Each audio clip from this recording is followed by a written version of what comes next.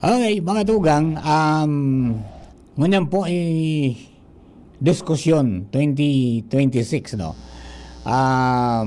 Pero may transition kita because lilipat po ang oras kang DOST by April, Wednesday na po, no? 10:30 to 11 mangginaray. So ngunyan, as per instruction from our partners sa DOST, i-replay ta po itong samuya na naging episode ng mga nakaagi manungod po sa functions as in mga programs kan DOST Philippine Institute of Volcanology and Seismology o PHIVOLCS tabi.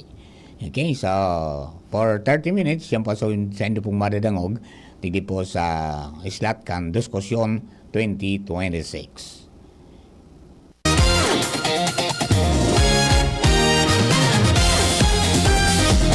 Mga kaibigan, magandang umaga po, mga kagham, Luzon, Visayas, Mindanao, at sa mga kapwa natin Bicolano, Pilipino, saan man kayo sa mundo. Ako po si Mark de la Daing Iba, ang inyong program host sa programang Pangsensya, Pangteknolohiya at para po sa masa, Diskusyon 2026. Noong nakaraang episode 3, nakasama po natin sina Miss Angeline Otilia at Miss Maria Regina Yavillo, ang Senior Science Research Specialist at Science Research Specialist 2 ng DOST Kamsur ayon sa pagkakasunod, at tinalakay natin yung binhi ng agham ani ng kaunlaran. Paano pinatutuo ng DOST ang masaganang hinaharap sa Camarines Sur. Ngayon pong araw sa episode 4, pinamagatang Bulkang Mayon ngayon, ano ang dapat malaman ng publiko, ay makakasama po natin ang Officer in Charge ng Mayon Volcano Observatory ng DOST PHIVOLCS, Miss Doreen Abilinde. Good morning, Ma'am Doreen. Isang karangalan po na makasama kayo live this morning sa Diskusyon 2026 Season 3, Episode 4. Na umaga po sa ating lahat at sa mga taga-subaybay po ng Diskusyon. Yan, yes po. We are live sa 729 kHz sa pita ng mga radyo sa AM band. At ganoon din sa 106.9 WGB FM Tabaco City. Ganoon din sa DCGB News Online Facebook page, sa DCGB YouTube channel at sa DCGB Live App. I-download po ninyo yung live app natin para ma-rinig nyo tayo at makita sa inyong mga cellphone or tablets para po updated kayo saan man kayo sa mundo. Ma'am Doreen, para po sa panimula natin, maaari po bang ipaliwanag niyo kung ano ang pangunahing mandato ng DOST PHIVOLCS at ang papel nato sa pagbabantay po sa mga bulkan, lindol at iba pa po na mga geologic hazard sa bansa? And po, so ang mga pangunahing mandato po ng PHIVOLCS ay ang pag-monitor ng mga bulkan, mga lindol, tsunamis po at yung iba pang mga related dito na mga geological hazard sa bansa. At sunod naman po yung mga pagbibigay natin ng mga scientificong datos at mga information, hazard assessments at official advisories po. At layunin din po namin na makapagbigay ng tama at napapanahong impormasyon upang maprotektahan po yung mga buhay ng mga tao at ng mga ari-arian po. At nagsisilbi rin po kaming suporta sa mga national at local disaster risk reduction efforts sa pamamagitan po ng mga collaborations, trainings po at mga pa-seminars. Yan, opo. Now, itong Mayon Volcano Observatory na nakabase po dyan ngayon sa Linon Hill, ano po? Ano ang nagiging papel po ninyo sa pagpapatupad ng mandato ng DOST PHIVOLCS dito po sa Albay? Ayan po. So, yung Mayon Volcano Observatory po ay nagsasagawa po ng 24/7 po na pagmamanman sa aktibidad ng Bulkang Mayon. So, ina-analyze po namin yung mga datos po na nakakalap ng mga instrumento po na naka-install sa palibot ng Bulkang Mayon, tulad po ng mga seismic data, mga visual monitoring data na nalalakap ng mga ating mga IP cameras at thermal cameras, yung mga infrasound data, yung gas emissions data, at yung sa ground deformation din po natin, and yung maging sa satellite data at yung sa springs data po, yung sa mga spring na nasa Mayon Volcano. Kaya pala umikot kayo ng isang linggo. Opo. Nakita ko pumasok kayo dun sa may purok 5 yata yun ang lidong, no? Doon sa may ano yan, sa may isang coconut Opo.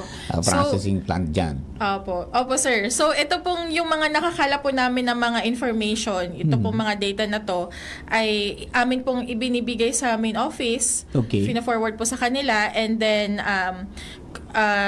yun pong daily bulletins na nire-release ng FIVOC. So yun po ay base sa past 24 hours na observation sa Mayon Volcano Observatory. At nagbibigay din po kami ng mga advisories po, like lahar advisories.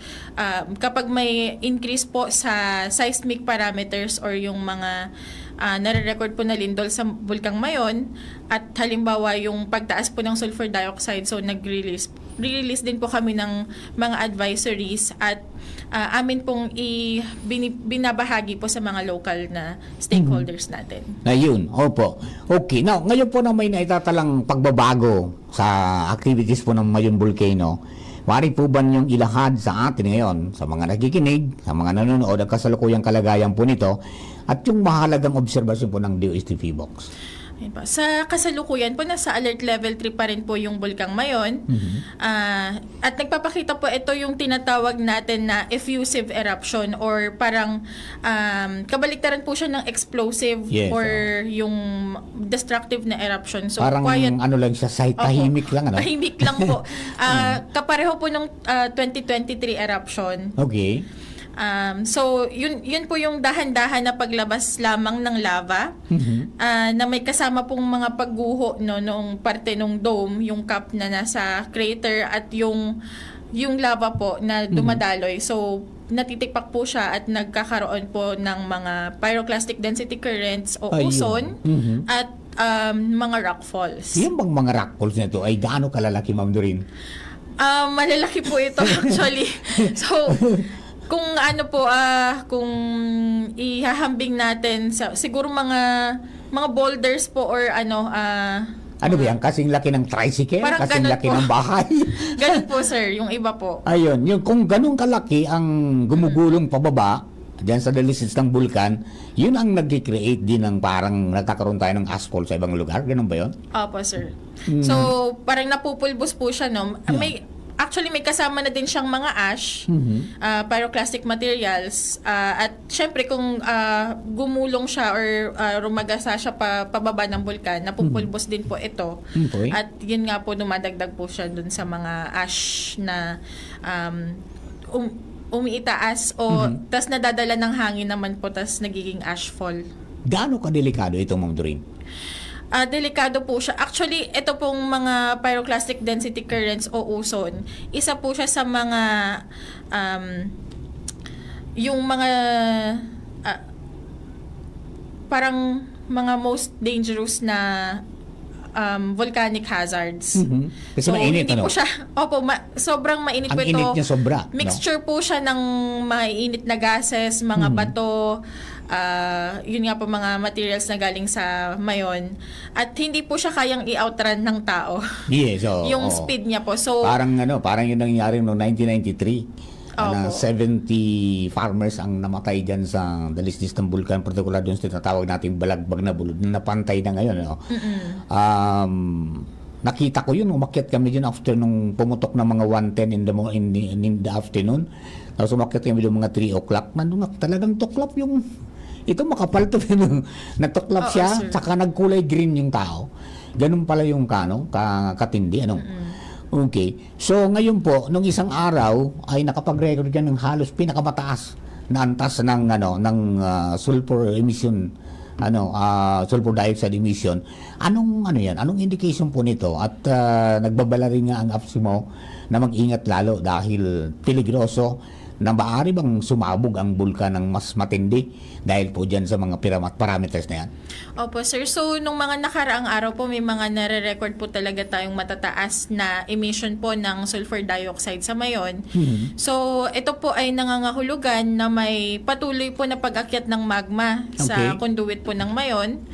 At nangangahulugan din po na hindi pa matatapos itong nararanasan natin na eruption anytime soon.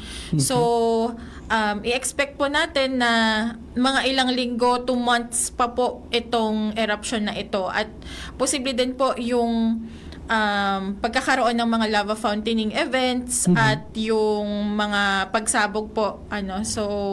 At yung mas malalaki po na PDCs o rockfalls po. Ayun. Itong Mayon Volcano ay mayroong mga kakaibang klase ng pagputok, yung sabi ka, hindi sa Bicol, pagtuga. Okay. So, nababanggit natin yung Strombolian. Mayroon din nagsasabi ng mga panahon, mayroong Vulcanian, At saka yung isa pa, yung phreatic eruptions. Ano pong pagkakaiba-iba nito, Ma'am Tunin? Ayan po. So yan po yung mga usual po na terms na ginagamit natin sa eruption ng Mayon Volcano. So may mga explosive eruptions po kasi tayo at effusive type of eruption. Okay. So yung explosive po, yun po yung mga destructive o mga pagsabog po tulad ng mga phreatic eruptions, phreatomagmatic eruptions, yung volcanian eruption kasama din po doon. Yun po yung parang bigla pong pagsabog na nag-shoot up po yung mga materials like pyroclastic materials, ash, mga bato. Okay. At yung minsan po may kasama siyang lava kung phreatomagmatic po yung eruption. At nagkakaroon po ng parang mushroom cloud. Yun Yes, po yung eruption column. So meron naman po tayong tinatawag na effusive type ng eruption. Yun po yung tulad po ng nangyayari ngayon at nung 2023 eruption. So ano lang po siya, quiet eruption Yun yung lang matagal. po. Talagang, opo, matagal. Matagal. Ang pinagkaiba po nila, aside from dun sa parang intensity ng paglabas ng materials is yung explosive eruption po kasi since yung rate niya po ng pagbuga ng material is napakabilis. Madali din po siyang matapos. May naubos din agad yung Opo, puwersa niya. naubos din po agad yung... Pero ito parang nag-iipon ng puwersa at di natin naalam kung ano talagang mangyayari. Opo. So, since eto po kasing Mayon is tinatawag po nating open vent volcano po So, patuloy lang po yung steaming niya kahit nasa normal po siya na condition. Actually, medyo minsan po nagkakaroon din siya ng slight na bara, ganon. So, nagkakaroon tayo ng mga explosive eruptions or nag-iipon po talaga siya ng pressure bago siya lumabas. Then, meron din po tayong itong mga nangyayari na effusive style na eruption na talagang continuous lang po, almost uniform po yung rate ng paglabas ng mga materials. Ayun, noong mga unang buga, parang dyan sa may Miisi Channel siya dumaan, Tapos pumunta naman dito sa may bunga. Opo. Ngayon, nandun ang concentration sa may bagay ng Basud Gali. Tama po. Anong nangyari? Ayan po. So, yung lava po kasi at yung materials na galing sa Mayon, parang naghahanap po siya ng yung mas easier Mababa. na path. Opo, mas mababa kung saan po siya pupunta. So, since nung mga nakarang eruption po, mas mababa po yung crater rim dito sa may southern side. Yes. So, dyan po dumadaan yung mga lava flow natin, mga Rockfalls. PDCs, rockfalls. And then, lumipas po yung 2018 and 2023 eruptions. And napuno na po siya, Parang umbok na nga po siya dito sa may Legazpi na side. At syempre po, nagkahanap po yung lava ng mas easier path or mas mababang path para doon na po siya dumaloy. Na naghahanap siya ng own level niya, di ba? Opo, tama. Parang liquid siya kasi pumupunta siya doon. Now, gaano nakahaba yung inabot nito sa may Basud Gali? Kasi nakikita ko, parang sabi ko, bumaba na ng gusto. Parang kumbaga malapit na sa community niya. Although malayo pa naman siguro yun, 6 kilometers, hindi pa naman inabot. Hindi pa naman po inaabot yung 6 kilometers. So, as of kahapon po, galing sa ating mapping team na yung may designated po kasi talaga kaming mapping team na nagmo-monitor po nito, nagde-delineate po nito. Opo. So, nasa 3.77 km na po yung haba ng nasa Basud Gali. And yung sa Bunga naman po, yung pinakamahabang lava flow unit po natin is nasa 1.59 km. At sa Miisi naman po nasa 1.34 km. Ayun, talagang mabilis na yung papunta doon sa may Basud Gali, ano? Opo, mas Ano ba yan? papunta po talaga. Nadetermine na ba kung gaano nakalaki ng volume na or nakikita na ba natin doon na maaring mapuno na yung mga channels doon? May estimated po tayo ng volume sa lava flow. So ito po yung preliminary po na lava flow volume na computed po as of kahapon. So nasa 11.08 million cubic meters na po. Uy, marami ng na. lava flow. Oo. At kung susumahin po lahat, kasama po yung mga PDCs at rock falls natin na nailabas din, kasama po yung lava flow, nasa tinatayang 22.16 million cubic meters na din po yung lahat po ng deposit natin. Yan. Yan ba na bagong buga ng Mayon Volcano kapag umulan ng malakas? Maaari bang ibuhos siya pababa? Yes po, sir. So, ito pong mga materials na to, syempre, kakabuga pa lang po ng bulkan at readily erodible po ito since mga loose materials pa rin po ito. Mauna po dyan yung mga pyroclastic materials natin na Opo. lalo na yung sa PDCs at rock falls. Parang parang naalala ko nung 1984, medyo bata pa ako noon. Oo. Kahit walang ulan noon, bumaha yung natabunan niyang Basud Bridge sa Santo Domingo. Nagkalahar wala namang ulan sa baba, baka sa taas mayroon. Baka po. So, Oo. nangyayari din po talaga yan kahit ngayon po sa Mayon. Mayroon din ngang mga experience to na habang pumutok siya, nagkumikidlat. Opo. Ayun. Ano ba yun? Nakakapag-aggravate lalo ng kondisyon ng bulkan? Wala naman po siyang epekto sa pag-erupt ng bulkan. Pero yung mga particles po kasi na pag bumubuga po siya ng explosive is may charge. May charge po yung mga particles. So, nagkakaroon po ng parang electricity. Kaya pumuputok lightning. Opo. Ayun. Yung paano? Okay, so anong mga instrumento, Ma'am Doreen, ang ginagamit ninyo para ma-monitor natin at mabigyan ng warning ang mga communities natin? And so madami po kaming mga instrumento na sa palibot ng Mayon. So, nandyan po yung seismic sensors natin, yung nagde-detect ng lindol. Yung infrasound po, yun naman po yung nagde-detect ng mga sound, may hinang sound na galing sa Mayon, yung kahit hindi na po naririnig ng mga tao. At yung sa ground deformation naman po, meron po tayong tilt meters. Yung parang nagde-detect po siya ng changes sa level. Oo, kung namamaga or nagde-deflate po yung volcano. At may continuous GPS stations din po tayo. So parang ma-measure niya po yung movement po ng ground. And then meron din po tayong mga IP cameras and thermal cameras na nakapalibot sa iba't ibang anggulo po ng Mayon. So, kita po natin siya from different angles. So, yun yung ngayon, ang kinaganda ng siyensya, Opo. Because we can monitor ng kalagayan ng Mayon kahit unmanned. Diba? Opo. Yung ibig walang taong nandoon pero makikita natin. Etong mga instruments na to, sir, ay solar panel. Solar powered po sila. siya. Sana wag pakialaman. Opo.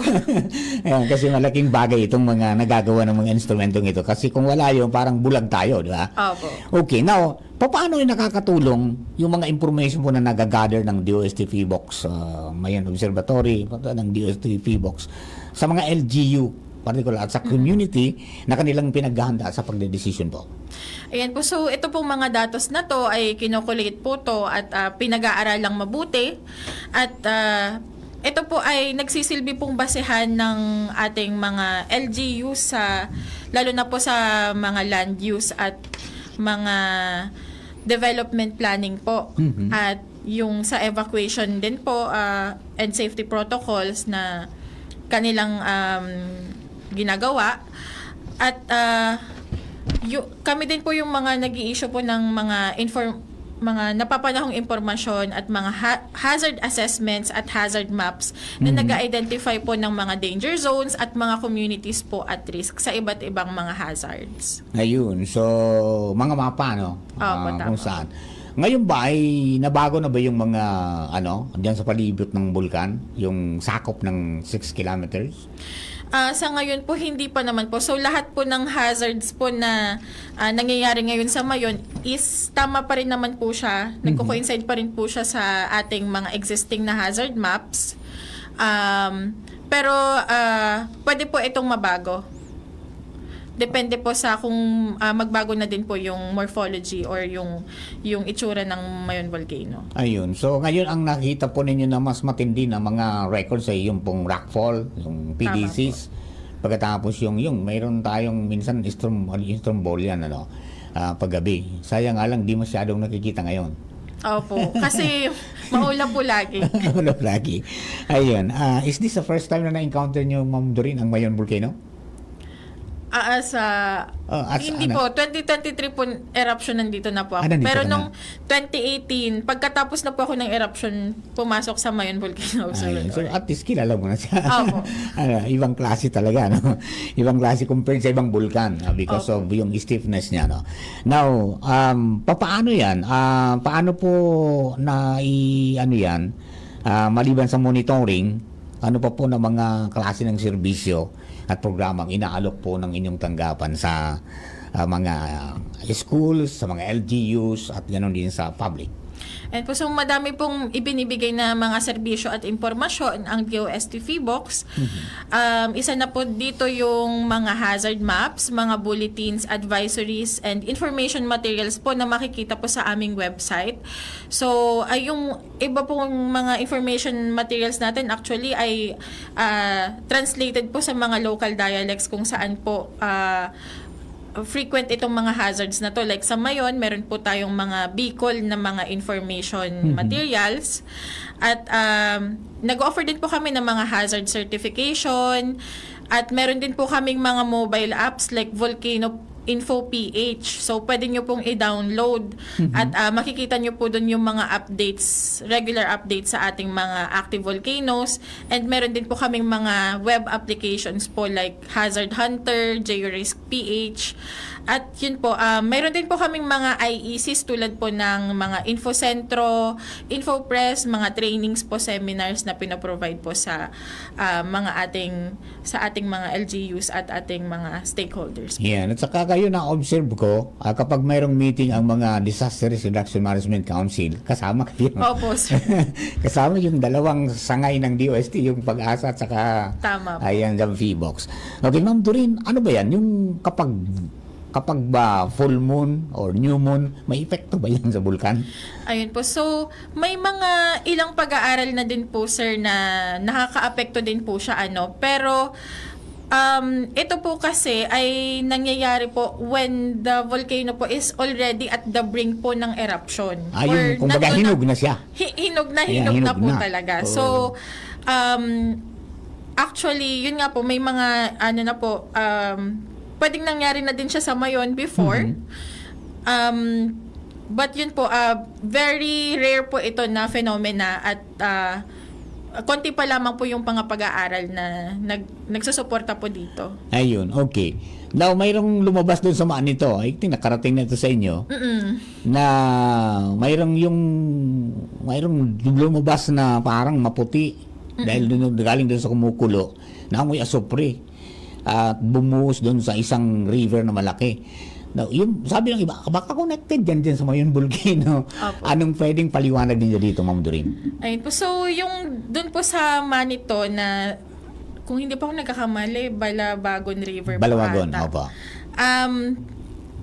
Ano po kasi siya, yung sa Manito po at yung area po na yan ay tinatawag po natin na Pokdol Volcanic Range. So, iba po yung magmatic system niya. Sa Mayon, hiwalay po sila. Okay. Maaring lamang po, parang nagkataon lamang po na lumabas itong mga deposit na to or napansin itong mga deposit na to ngayong may unrest din po si Mayon, pero natural po ito kasi ito po ay yung dun sa tinatawag natin na Bacon Manito na geothermal geothermal na field ay may mga ganito po talagang mga deposits. Ayun. So, Kaya madami po kasi dyan ng mga fractures na pwede pong doon po lumalabas yung ayun, mga ganito. kagaya nung sa nag-aso at saka yung isa Opo. pa, di ba, na ginawa nilang parang tourist destination na rin nga. Ayun, may, Opo. yung sa Balabagong bago yun parang mayroong lumakas tapos biglang nawala na naman ngayon. Okay, so mag-ingat na lang.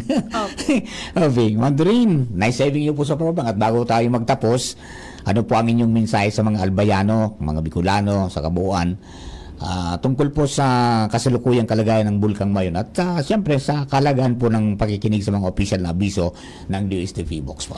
Ayan po. So, yung palagi pong paalala ng Feebox na wag na po muna tayong pumasok sa 6 km permanent danger zone at sa mga malalapit po sa bulkan mag-ingat po tayo, magdoble ingat po tayo lalo na po sa ashfall at lagi po tayong mag-antabay lamang sa mga lihitimong mga news channels po at mga advisories, lalo na po mga official advisories ng Feebox, mga sa ating LGUs at RDRRMOs at sa ating mga lihitimong news channels like DZGB po.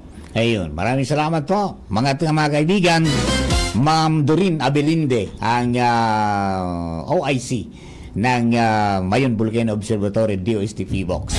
Di ka nakauwi. Di ka nakakauwi sa inyo. Katali ka ngayon sa Mayon Volcano.